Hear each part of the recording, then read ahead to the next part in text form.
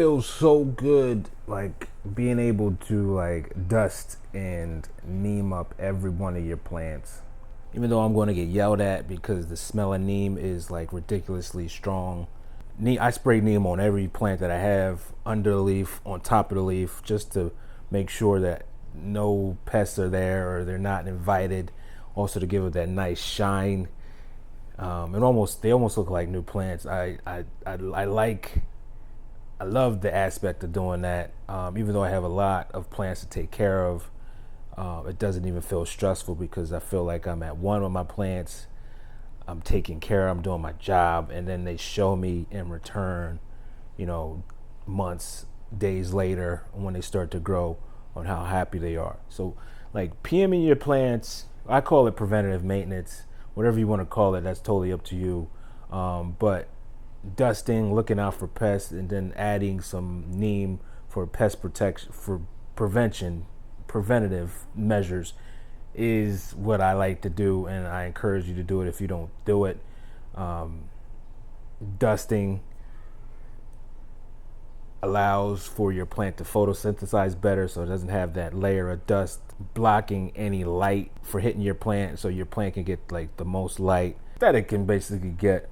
So doing this every so often, I usually do it every 3 months, but I've relaxed a little bit. My plant shelf is dirty as I don't know what, so I'm kind of embarrassed to show you this, but check it out. I've dusted in my plant shelves. I had all types of dirt. The room smells like neem oil. I've been getting yelled at from my daughter and my fiance. My son really doesn't yell at me too much.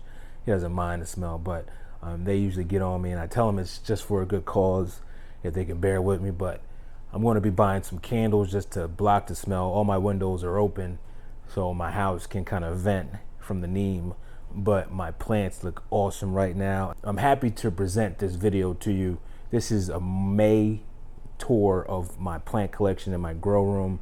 I adjusted some wires around for the lighting because the wires were just in front of everything. I felt like I was restricted from getting to my plants, so I've reorganized a lot of my plants and the ones that I'm propagating right now.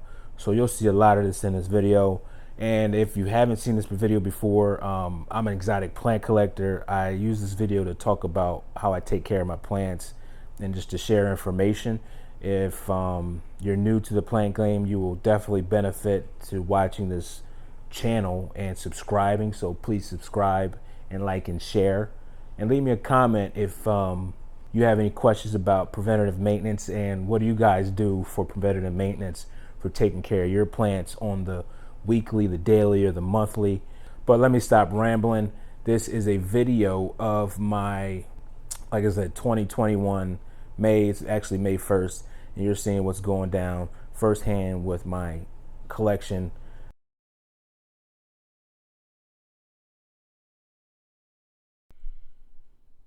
All right, this is a painted lady that I sprayed down with neem oil, and that's just how I clean it and dust them off. I hit the top, I hit the bottom. Something about cleaning your plants is like a bonding type of situation where I can appreciate the plants and make sure that nothing's trying to appreciate them more than I am, i.e. trying to eat them. So this is what I like to do while on the daily, monthly, or whenever need be, just observing the plants top and bottom. And then this painted lady, I don't know if it's some fungus or anything like that, but I did notice there's a spot right there that I'm not too cool with, and I don't know about you, but if I see something I'm not cool with, I get rid of. So chop on that. This is a lion that I bought from Goodwill store for $7.99, just for added interest to complement the plants.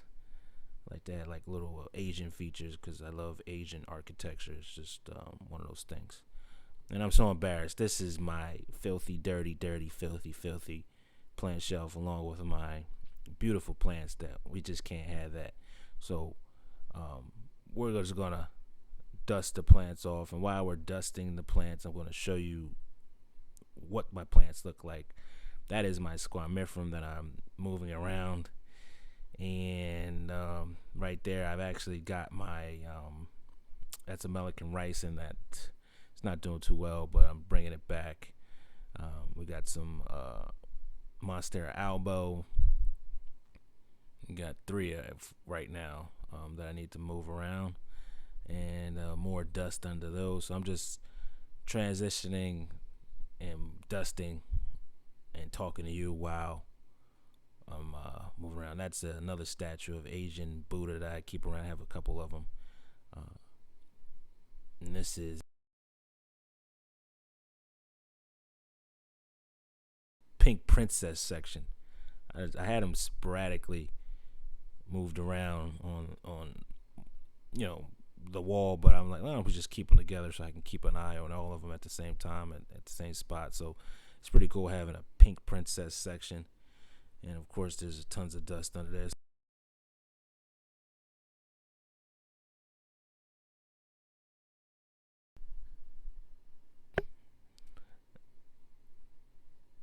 That's my mother plant. That's a couple cuttings from the mother plant that I've kept, and that's one I just actually shipped out to a fellow subscriber.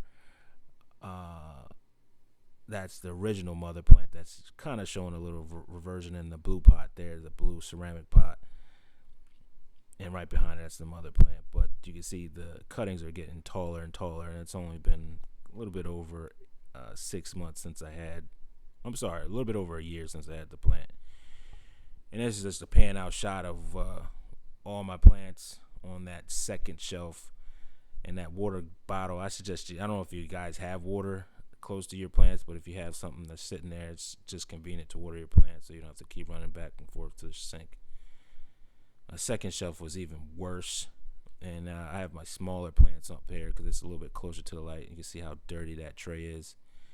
And just a whole bunch of stuff, but that's what I've been propagating in spag moss on the second shelf because it's getting a little bit higher foot candles, a little closer to the light. That's American ricin that I had to cut back. It was getting too tall, and I've been propagating string of turtles and American ricin cutting. I'm sorry, that the other plant was a varicosum. That's another crocodile philodendron that's I'm bringing back from the Green Spaces ID shipment that got delayed by DHL. Up next is a Burrow Marks Fantasy that I took a cutting of. It's doing pretty well. And I have another Burrow Marks Fantasy cutting that I needed to grow on. You can see it's starting to vine now, so it's begging for something to climb on. I just needed to get it to climb on something so it can show me a little bigger leaves. This is my this is my White Knight Philodendron that not showing me any white yet, but I'm hoping I'll be seeing some white very soon. This is a Ring of Fire cutting that I grew out from my original Ring of Fire. And this is my mother plant, White Knight, that hasn't shown me any white since I've had it. But I have a special surprise for you after you see this mother plant of the White Knight. I actually was successful to getting some white on the cutting. You see that on the far left on that one light leaf. And there's certain parts, you can see there's darker patterns, so I think I should be getting some white on the other plant. I'm just waiting for it. More Buddhas that I need to dust off because they collected a lot of dust on them. But I like to keep them around just to give me some hope when I'm down, that's another White Knight that I have in Leca. And of course, these are my every 3-month pups that I get to take out of my mother plant for the pilea that you'll be seeing soon. And that's the dirty shelf. Dirty. I got dirt, sand, dust. Just so happy I'm able to get this done.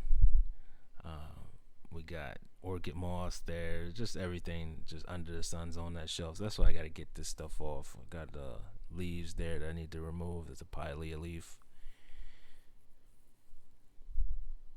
So this is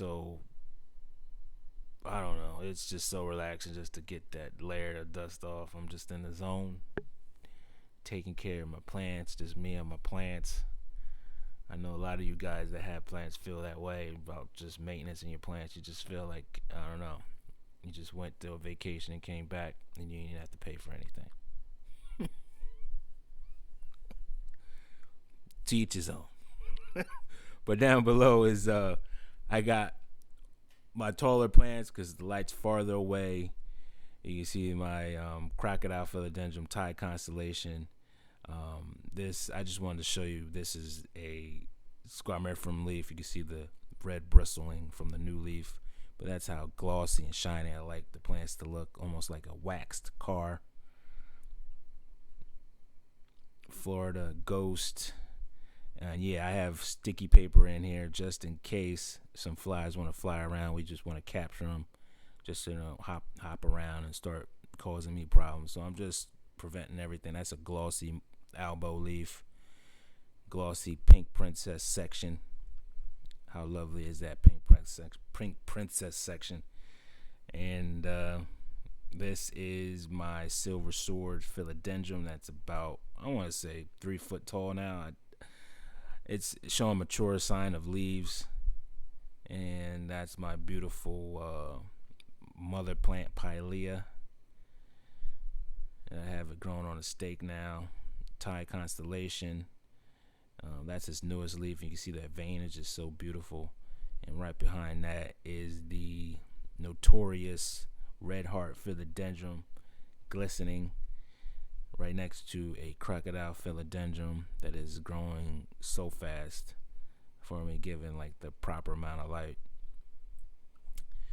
And last but not least, my Lynette Philodendron that is glistening also. I'll be doing a video on that, and that's just, I don't want to keep you guys too long, but that's just a shortened version. That's just a shortened version of this tour. I want to thank you for watching and keep growing.